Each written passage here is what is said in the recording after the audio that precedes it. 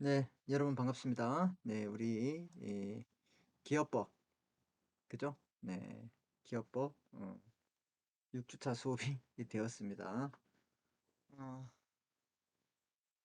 이제 6주차 수업 뒤에 7주차 수업을 또 하면 또 시험을 봐야 되겠죠? 네, 시험은 또 따로 공지를 해드리겠습니다.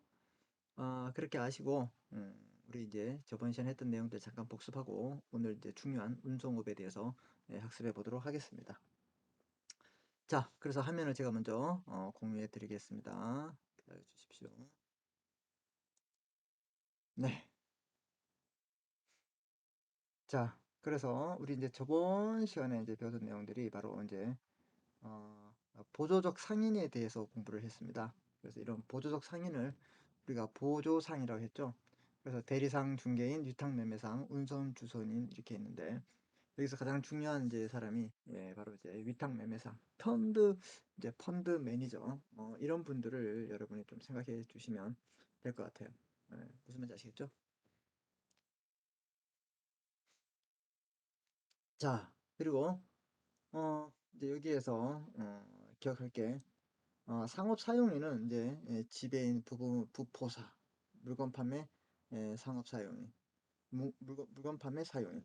자, 이런 분들은 이제 상인이 아니고 그 상인들에게 종속되어 있는 사람들이고 보조 상인은 일정한 상인을 위해서 어떻게 해요? 영업불에 속하는 거래를 뭐 대리하거나 중개하거나 뭐 매매하거나 이런 사람들이 바로 독립된 상인이다. 이런 거 여러분들이 알고 계시면 될 것 같아요. 자, 그 다음에 이제 우리 그 위탁 매매상을 하면서 이제 사례를 공부했죠? 여러분 쭉 기억나실 겁니다. 이거 기억하시고 뭐 대리상은 이제 일정한 상인을 위해서 상인을 위해서 이제 대리하기 때문에 이 계약을 이제 대리하면契約 대리상, 그 다음에 이제 이제 상행위를 이제 중개하면 중개 대리상. 근데 얘는 반드시 일정한 상인을 위해서 하는 거와 불특정 다수인을 상인을 하는 중개상과 다르다. 그런 말씀을 드렸고요.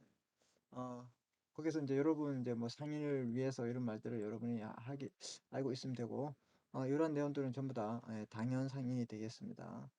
자, 그다음 중개인은 여기 이제 중개 대리상하고 차이점은 얘는 이제 본인이 반드시 1인이 하고 특정한 상인을 위해서 하지만 얘는 이제 우리 그 중개업자 보시면 공인중개사 같이 양쪽 당사자를 이제 쌍방 대리할 수 있죠. 그래서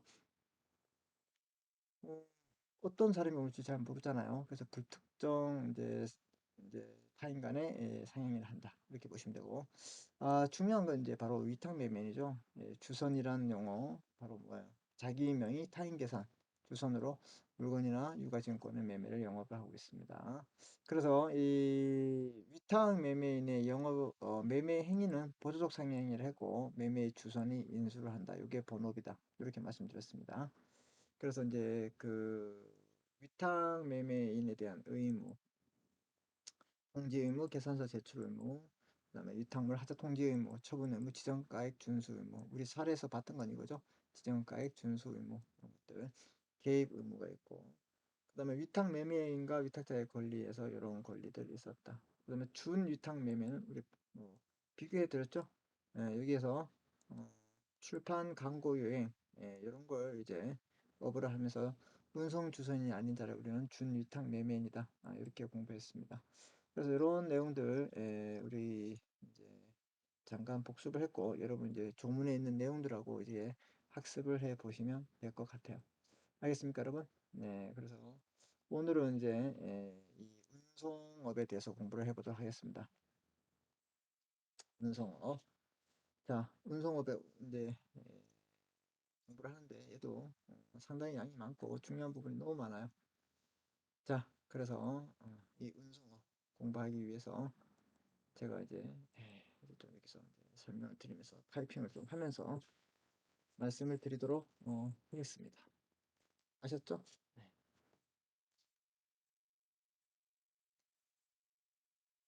자, 보시면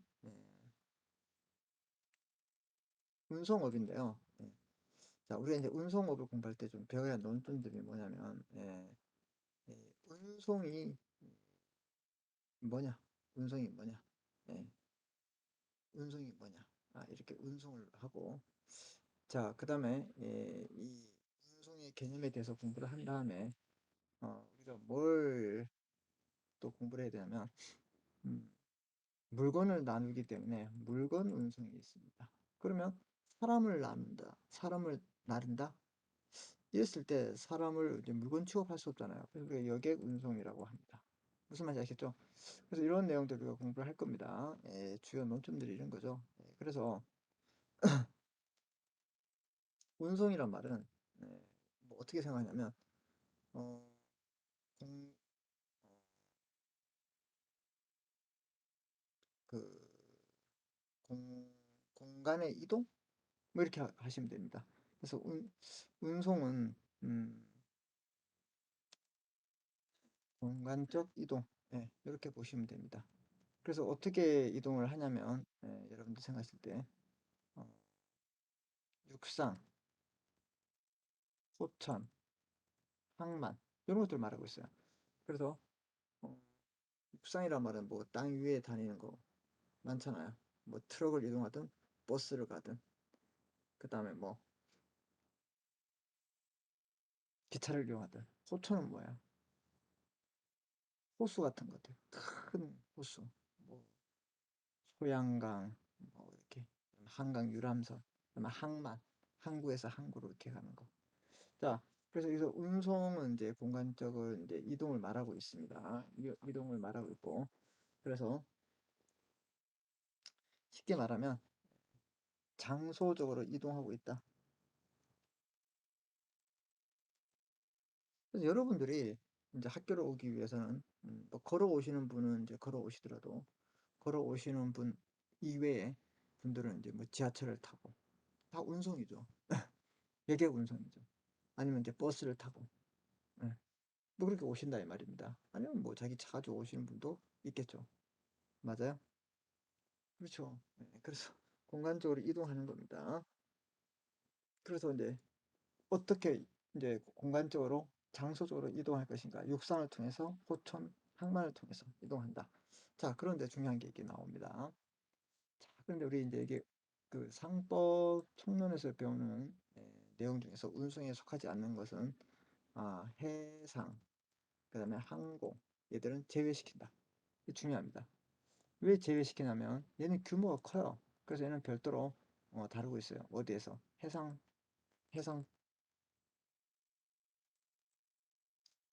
그럼 얘는 항공은 항공 운송에서. 그래서 우리 운송업에서 말하는 운송에는 해상, 항공은 포함되지 않는다. 요거 이제 여러분이 좀 기억해 두셔야 된다 이 말입니다. 이해되셨습니까? 네, 이런 것들 여러분이 좀 알아두셔야 되겠죠. 그래서 이제 운송 계약이 있죠.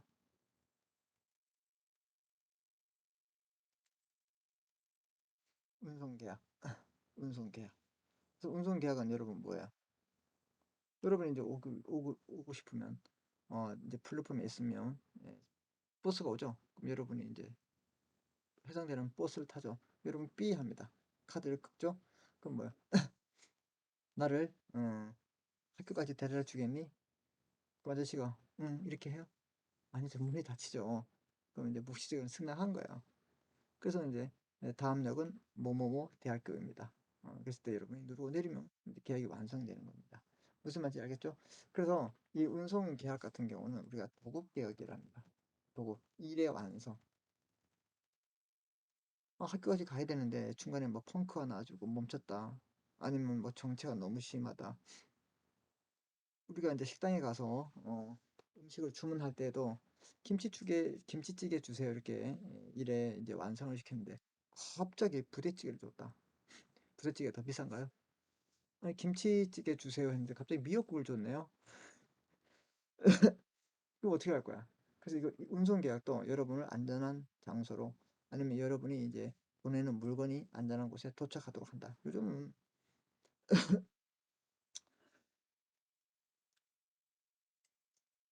이제 거의 이제 그게 많죠.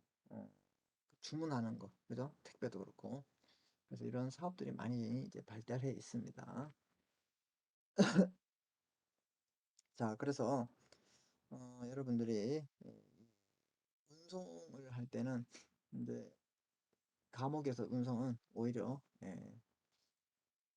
물건 운송이 더 중요하다. 이렇게 여러분이 좀 보시면 되겠습니다. 그래서 운송의 종류 아까 보셨죠? 물건 운송,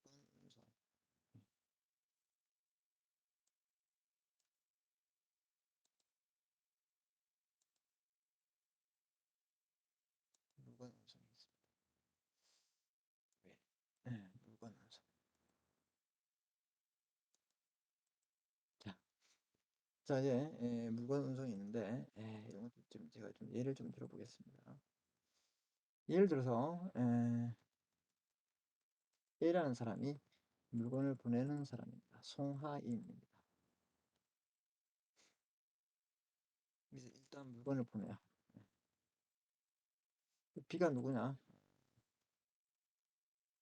운송인입니다. 운송인. 그래서 운송인이 이제 이렇게 운송물을 가지고 누구에게 주냐? C에게 갖다 줍니다. C가 물건을 받는 사람, 수하인. 이렇게 삼면관계가 이루어지는데, 그래서 이제 물건을 보낼 때,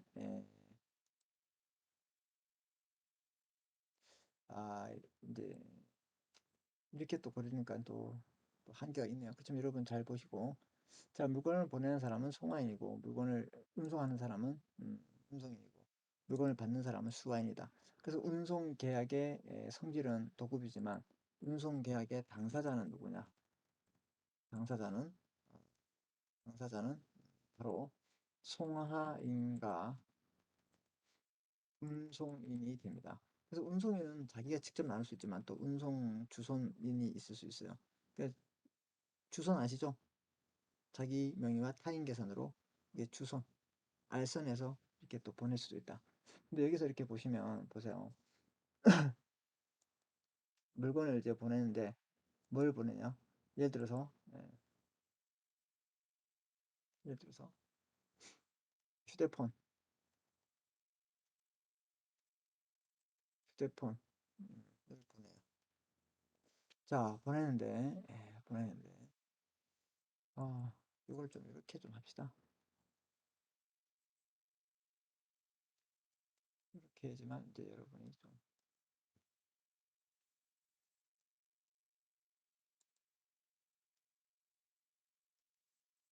이해를 좀 해주시고 제가 그림을 그릴게요.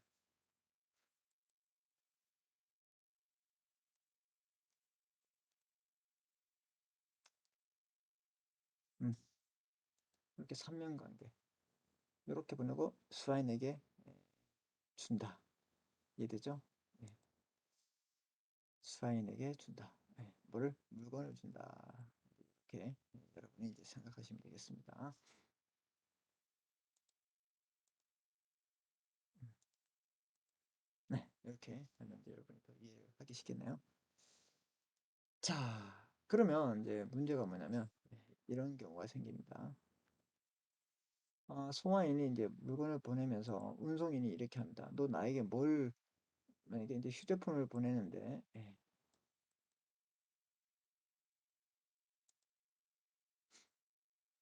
이제 휴대폰을 보내는데 이렇게 합니다. 너 나에게 뭘 보내는지, 그 인보이스, 그러니까 하물 명세서, 이거 송장이라 하죠. 송장, 하물 명세서 이걸 뭘 하냐? 청구를 합니다. 이 하물 명세서를 송장을 누가 교부하냐? 송하인이 운송인에게 교부하게 됩니다. 자, 그래서 그러면 또 운송인에게 운송인에게 예, 뭐 송하인은 뭘 달라고 할 수 있냐면 이걸 달라고 할 수 있어요. 하물 명세서라고 들어보셨어요?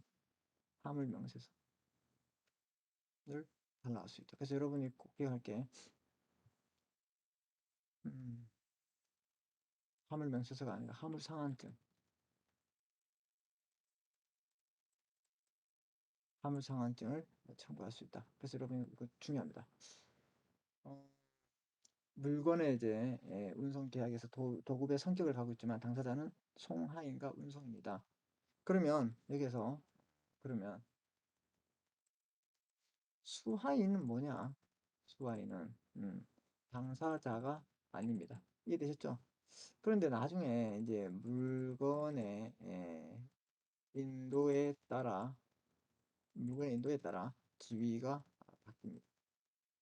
무슨 말인가? 이런 계약에서는 아직 얘가 물건을 받지 않기 때문에 아무런 관계가 없어요. 근데 이제 물건을 얘가 수령하면 오히려 이 송하인보다 지위가 더 우선한다 이 말입니다. 그래서 수하인의 지위는 물건의 에, 인도 여부에 따라서 지위가 바뀐다. 이렇게 기억하시면 되고, 자 물건 운송의 경우에는 이렇게 송하인이 이렇게 운송인에게 이제 물건을 보냅니다. 아까 제가 뭘 보낸다 그랬죠? 휴대폰을 보낸다.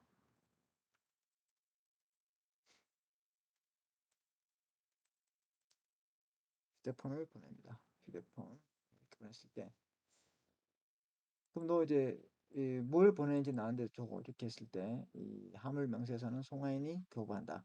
그리고 이 사람은 이 사람에게 뭘 교부한다? 화물 상한증을 교부한다. 이거 기억합니다. 자, 그래서 이게 왜 중요하냐면 이게 엄청 중요해요, 여러분.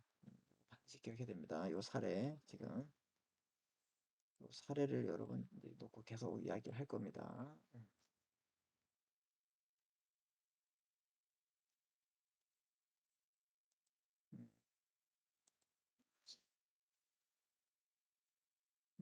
됐죠? 이렇게 관계 여러분들이 기억하시면 되겠습니다.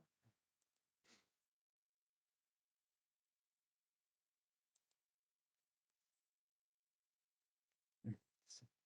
자, 이제 이렇게 됐으면 이제 보시면 하나씩 보시면 만약에 제가 이제 설명을 좀 드리겠습니다. 만약에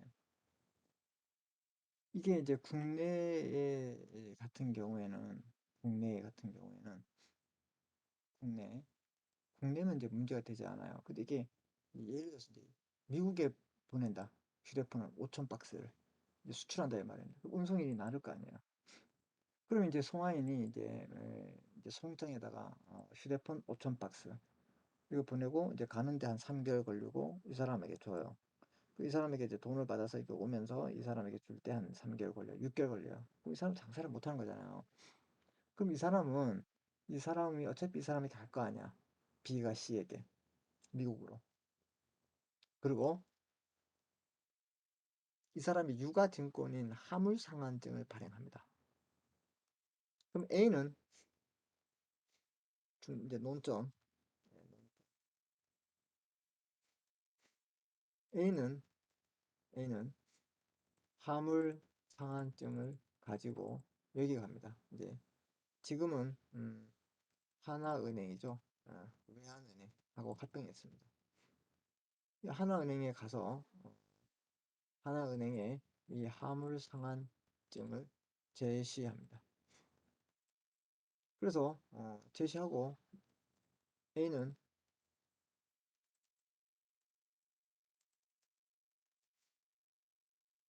A는 뭐세게 한 거야? 화물상환증을 제시하고 A는 이 은행으로부터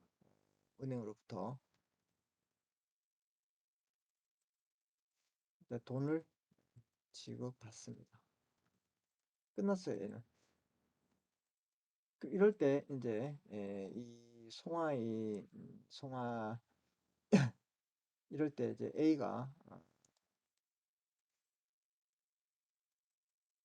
A에게서 받은 이제 하나은행은 어디로?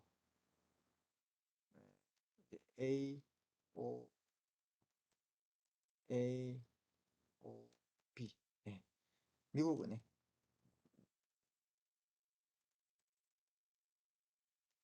미국은행에다가 어떻게 해요? 이제 화물상환증을 이제 뭐 팩스를 주면서 어떻게 환전을 하겠죠? 환전을 해서 이제 하나은행도 돈을 취하고 그러면 이제 이 환전에 의해서 이제 미국 은행이 이제 화물 상환증을 갖게 됩니다. 이제 소지하게 됩니다. 예. 이럴 때 이제 물건이 요런 이제 이야기를 잘 들으시면 됩니다. 이제 송하인이 이렇게 어, 하나은행에 가서 화물상환증을 제시하고 이 송하인이 하나은행으로부터 돈을 지급받았어요. 그래서 이제 하나은행이 이제 미국에 이제 팩스를 보내죠. 은행에. 그래서 환전액에서 얘는 이제 그 돈을 이제 취득하면 되고 이제 그 화물상환증을 미국 은행이 이제 가지고 있는 겁니다. 이해되셨어요? 네. 이렇게 미국 은행이 이제 화물상환증을 가지고 있으면 이제 운송인이 예, 운송인 운송인이 이제 물건을 이제 예, 수하인에게 이제 어떻게 해요? 인수를 합니다.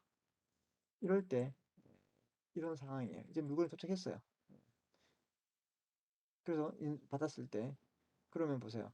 이 화물 상환증은 어떻게 이제 미국 은행에서 화물 상환증을 어떻게 되는 거예요? C에게 예, 어떻게 해요? 어, 상환하죠. 상환한단 말은 C에게 주고 돈을 받아요. 그러면 C가 이제 드디어 C가 수화인이 예, C가 화물 상환증을 최종 소지함. 아주 중요한 말입니다. 이게. 자,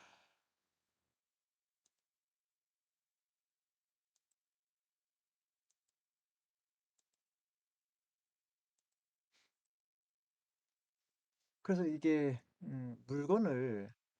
물건은 물건은 운송인이 운송인은 물건을 화물 상환증 소지인에게 어떻게 해요? 인수해야 함. 그럼 무슨 말인가? 만약에 미리 이렇게 줄 수도 있지만 일단은 미국 은행이 이렇게 몇 개월 걸리는데 가만히 있겠습니까? 미리 수사인에게 화물 상환증을 주면서 어떻게 해요? 돈을 받았고 화물 상환증을 C가 주기 때문에 운송인은 그 자기가 발행한 화물 상환증을 가지고 있는 사람에게 어떻게 해요? 당연히 운송하면 되고 그럼 이 사람은 뭘 먹고 사는 거야? 이 사람에게 송하인에게 어떻게 수수료를 운송비를 받으면서 먹고 사는 사람이다 이 말입니다. 이 그림 상당히 중요합니다, 여러분. 이해되셨어요? 네. 그래서 이런 이제 그 구조가 물건 운송에서 가장 중요한데 그다음 이렇게 물건 운송에서 이런 내용을 반드시 여러분 이제 선행학습을 알고 있고 그럼 뭐야? 이 물건 운송에서의 그 책임이 있어요, 책임. 자, 여러분 생각해 보세요. 이게 일반 민법에서와의 그 손해배상 책임이 있는데,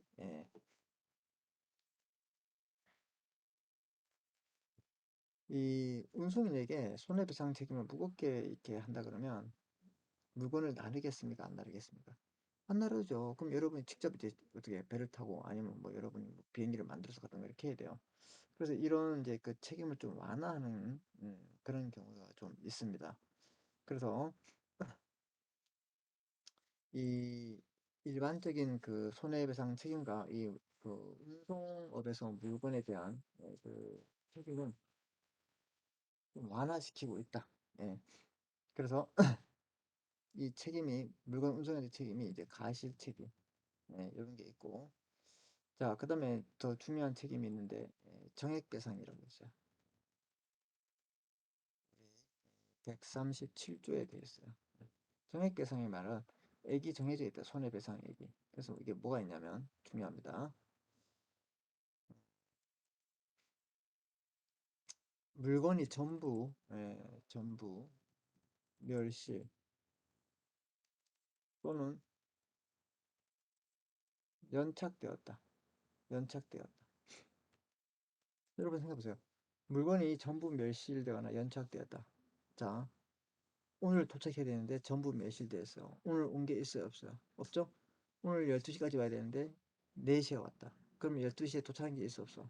없지. 그래서 이건 뭐냐면 물건의 인도할 날입니다. 인도 할랄의 토착지 가격으로 배상을 해야 한다. 이런 뜻이에요. 그래서 이해를 하시면 돼요. 아, 이거 인도 할랄이구나. 인도 할랄. 이해되셨죠? 네네네. 인도 할랄.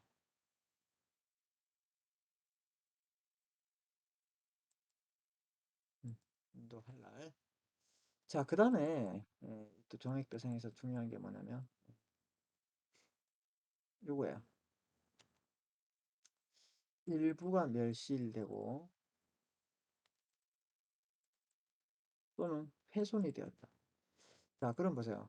오늘 들어왔는데 운전하지 않고 훼손돼서 왔어요. 또는 이만큼이 와야 되는데 요만큼만 왔어요. 도착했어요, 안 했어요? 도착했죠. 인도 한 날에 도착지 가격으로 손해배상을 청구해야 한다. 이렇게 무작위로 하는 게 아니라 일정한 형태에 의해서 이렇게 배상할 수 있는 그런 기준들이 정해져 있다. 이걸 정액배상이라 하고 있습니다.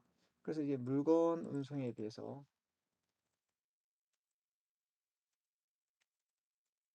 가실 책임이고요. 정액배상 책임이고 또 하나 중요한 게 있습니다. 이게 이제 좀 주 논점이 될 수 있는데 이게 뭐가 있냐? 고가물의 책임이에요. 고가물의 책임. 136조가 있는데요.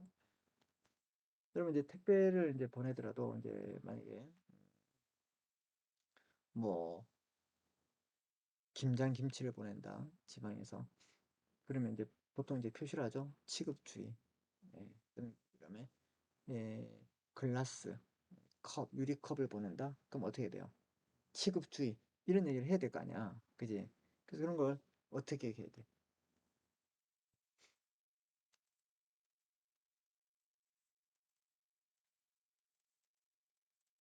종류와 가액을 표시해야 합니다. 그래야지 책임을 부담합니다. 종류와 가격을 표시 않고 그냥 이거 뭐야 그냥 접시예요 이렇게 해서 보냈어요. 알고 보니까 이게 고려청자 밑받침이다. 되게 비싼 거잖아요. 그죠? 이럴 때 그걸 막 그 훼손했을 때 책임을 질 것인가 말 것인가 이러한 것들에 대한 책임이 바로 곡가물에 대한 책임이 된다 이 말이에요. 무슨 말인지 이해되셨습니까? 네. 뭐 이런 것들을 배우고 자, 이게 물건 운송에 대한 내용들이에요. 네. 자, 그 다음에 이제 논점이 되는 게 뭐가 있냐면 이제 네 번째 여객 운송이 되겠죠. 여객 운송은 뭐예요? 여러분들이 이제 뭐 타고 다니는 거. 예. 그래서 그런 운송은 낙성, 불효식, 유상의 원칙입니다. 여러분 생각해 보세요. 그냥 여러분이 이제 띠 소리를 냈는데 문이 탁 이제 열리고 띠 했는데 딱 탔어요. 아저씨가 뭐 어떻게 하십니까? 언제 세워드릴까요? 어떻게 세워드릴까요? 어디서 세워드릴까요? 이런 말을 물어봐요. 안 물어보죠. 그냥 갑니다. 가서 방송을 하죠. 그럼 네가 내려라 했어요. 여러분이 또 내리면서 삐 하고 이러면 그럼 탔을 때 난 내 목적지대로 가겠다. 아저씨는 알았다. 태워주겠다. 그런 낙성의 계시. 낙성. 청약과 승낙의 계약. 낙성. 버스를 막 타고 제철한데 잠깐만요. 자 계약서 씁시다. 캬. 사람들 뒤에 엄청 줄이 많이 있고 막 뒤에 줄 서 있어. 빨리 가야 되는데 막 계약서 쓰고 있고 막 사인도 해야 되는데 말이 돼요 그게? 이게 유상의 원칙이야. 근데 무상이 있죠. 뭐 미취학 아동, 그다음에 뭐 65세 노인, 네, 어르신들 그런 분들은 어떻게 되는 거야? 그렇지, 무상의 원칙이죠. 그래서 이런 내용들.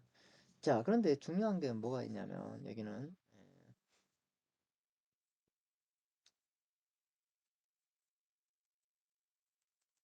여기에서 손해배상 책임이 나옵니다.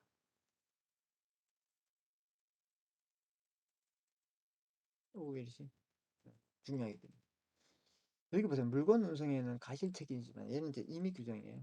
다르게 정할 수도 있어. 다르게 합의하면 돼요. 임의 규정이지만 가시 있을 때만 책임지는데 그다음에 정액배상이고 일부 멸실, 연착 뭐 이럴 때 고가물 책임이 있는데 사람을 이제 목자 목적지까지 데려다 주기 때문에 사고가 났다 그러면 어, 이렇게 뭐 정액 뭐 확정 지을 수 있을까 없을까요? 네, 없습니다. 그래서 개별 확정 원칙과 개- 개별 확정이란 말은 똑같이 이제 만약에 이제 버스를 탄데 예, 그런 일이 있으면 안 됩니다. 근데 예를 들면 거죠. 버스를 타는데 이제 갑자기 급정거를 해도 다치는 분이 있어요. 그래서 뭐 미취학 아동이나 노인 어르신들은 막 뼈가 금이 가고 여러분들은 이렇게 약간 뭐 흔들리다 말고 그럼 똑같이 보상을 했다.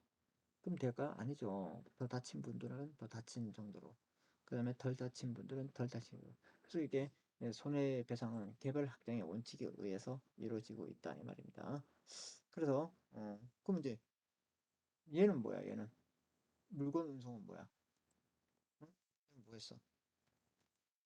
그렇지. 얘들은 폐기적이고 정액이잖아. 정액에서 다 똑같이 되는 거 물건이니까 사람이 물건은 아니잖아요. 그래서 이런 게 있다. 예. 뭐 그런 거. 음. 그래서 또 논점이 되는 게 음, 휴대수화물이 있어요. 휴대수화물. 그래서 우리가 고속버스를 타든 뭐 기차를 타든 어떻게 되는 거야?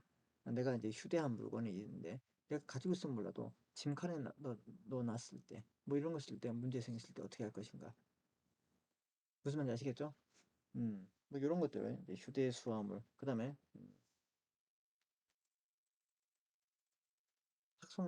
수화물. 아 서울에 있는데 막 갑자기 부산에 있는 회가 먹고 싶어요. 그래서 이제 지인을 통해서 KTX 차로 몇 시 차로 몇 시 차로 내가 보낼 테니까 너 받으라 막 이렇게 탁송을 했는데 뭐 회가 막 어떻게 되겠어요? 한 시간 뭐 두 시간 만에 올 수 있는데 왔는데 막 이상하게 돼 있어요. 막 회가 막 뒤틀려 있고 막 상해 있고 있다. 그럼 이거 어떻게 책임할 것인가? 뭐 이런 것들을 좀 특별한 경우로 봐야 한다 이 말입니다. 그럼 얘는 뭐야? 거의 뭐 여객 운송에서 물건 운송에서와 다른 것처럼 어떻게 다룰 것인가가 문제될 수 있겠죠. 왜 무슨 말인지 이해됐습니까? 네. 자, 그래서 우리 이제 운송업을 공부할 때 이 운송의 개념에 대해서 공부를 하고요. 그럼 이제 물건 운송, 예, 물건 운송, 여객 운송이 뭔지 공부합니다. 그래서 이제 운송의 개념 뭐 이런 것들. 그리고 여기서 이제 중요한 건 뭐냐면 화물 명세서는 누가 교부하고 화물 상한증은 누가 교부할 것인가. 그래서 이거 어, 화물 상한증, 화물 상한증 이거에 대한 얘기가 좀 별도로 좀 필요할 것 같아요, 여러분. 보시면 화물 상한증이 뭐예요? 이게 유가증권이다 이 말이죠, 유가증권. 그래서 미리 돈을 받을 수 있는 이건 좋은 수단이 된다 이 말입니다. 그래서 여러분들은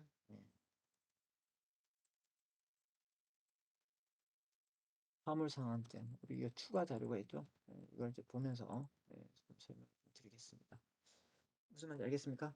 그래서 제가 이제 대략 이제 크게 앞으로 이제 우리가 운송업을 공부할 때 이제 배울 내용들을 우리가 쭉 이렇게 제가 한번 서술해 봤어요.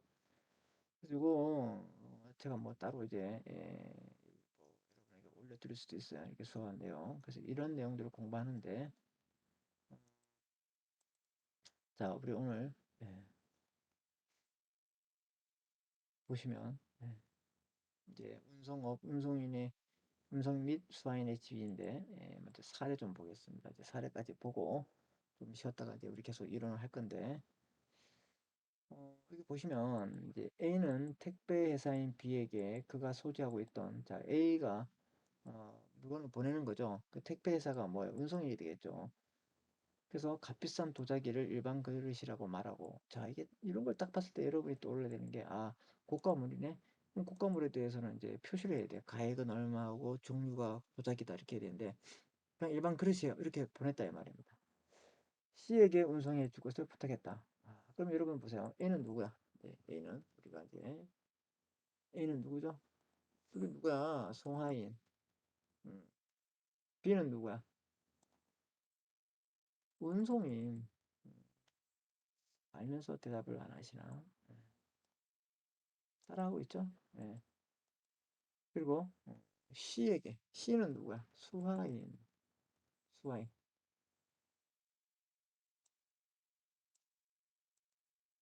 운송이 것을 부탁했습니다. B는 운송인은 도중에 일반 그릇을 중대한 가실로 망가뜨렸습니다. 깨졌다 이 말이죠. 이 사실을 알게 된 A는 택배회사 B에게 일반 그릇이 아닌 값비싼 도자기로 말하고, 일단은 이제 지금 말은 뭐예요? 미리 말해야지. 그 가격이 대략 2억 원 정도 나온다고 정했습니다. 이런 건 미리 말해야 되겠죠. 그래서 A가 B에게 2억 원에 대한 손해배상을 청구할 수 있는가? 그래서 운송인의 손해배상 책임. 운송인의 무슨 손해배상이야? 더 쉽게 말하면 운송인의 물건 운송에 대한 손해배상 책임이 되겠죠. 그죠? 그다음에 고가물에 대한 책임이 된다. 왜? 이 사례를 보면 무슨 말인지 이해되시잖아. 그죠?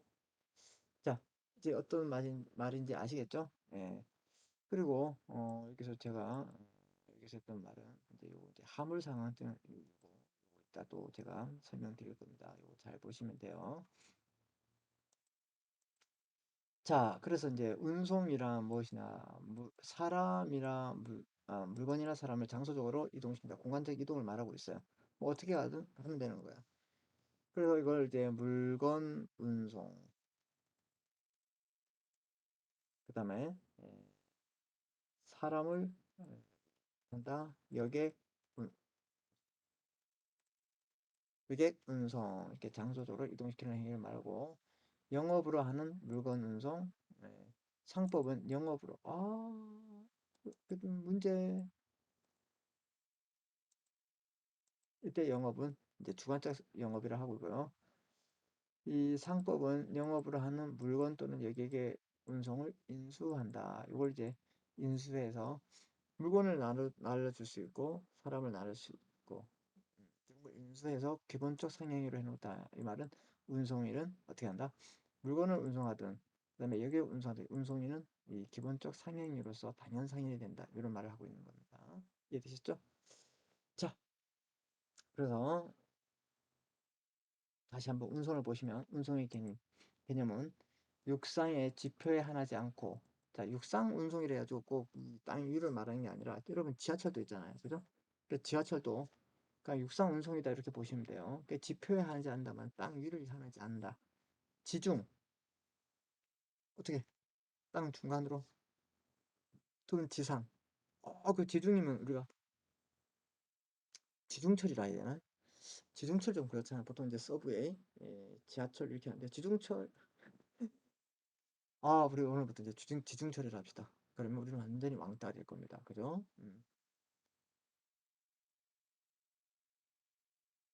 그럼 서브웨이를 뭐래 해야 돼? 예. 뭐 미들 서브웨이? 뭐 하여튼 뭐 지상의 공간에 포함되는 외에 상법상 호천 항만도 포함된다. 그렇죠? 그래서 육상, 호천 항만도 이게 운송의 개념에 포함된다 이 말입니다. 그러니까 육상 운송, 호천 운송, 항만 운송. 자, 이게 운송이고 운송인 개념 보세요. 운송인은 호천, 항만, 육상에서 물건 또는 여객의 운송이 아니라 운송을 영업으로 하는 자를 말하고 있습니다. 그래서 여기서 중요한 게 뭐냐면 바로 항공, 해상 얘들은 별도의 편이기 때문에 제외시킨다. 얘들은 일의 완성을 의미하는 도급계약이다. 아까 말씀드렸죠. 그다음에 이제 수화인의 지위 좀 단계적으로 나온다. 이렇게 보시면 되겠습니다. 자, 일단은 이제 제가 아까 얘기했던 요 내용 중에서 여기까지 이제 설명을 드린 거예요. 여기까지. 그렇죠? 그래서 여기까지 보고 또 우리 이어서 이제 수화인부터 이제 다시 한번 공부해 보도록 하겠습니다. 잠깐 쉬었다가 하겠습니다. 하셨습니까? 네. 자, 브레이크 좀 하겠습니다.